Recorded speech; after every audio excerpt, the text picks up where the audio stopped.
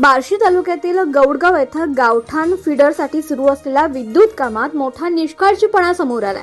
गावाला 24 तास वीज पुरवठा मिळावा यासाठी जॅक्शन कंपनीकडून विद्युत लाईनचं काम सुरू असताना काम पूर्ण होण्याआधीच अनेक वीज खांब अचानक कोसळल्याची धक्कादायक घटना समोर आली आहे। सुदैवानं या घटनेत कोणतीही जीवितहानी झाली नाही, मात्र भर दिवसा खांब कोसळल्यानं गावात भीतीचं वातावरण निर्माण झालं।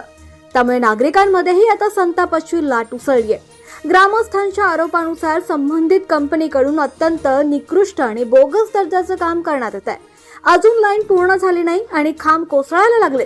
उद्या मोठा अपघात झाला तर याला जबाबदार कोण, असा संतप्त सवाल ग्रामस्थांनी उपस्थित केलाय।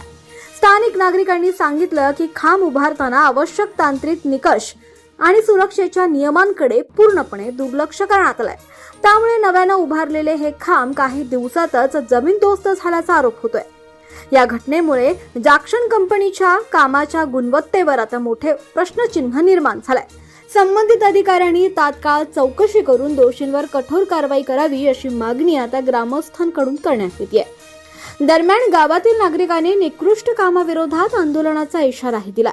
जनतेच्या जीवाशी खेळ करणाऱ्यांना पाठीशी घालू नका, असा थेट इशारा आता प्रशासनाला दिला गेलाय।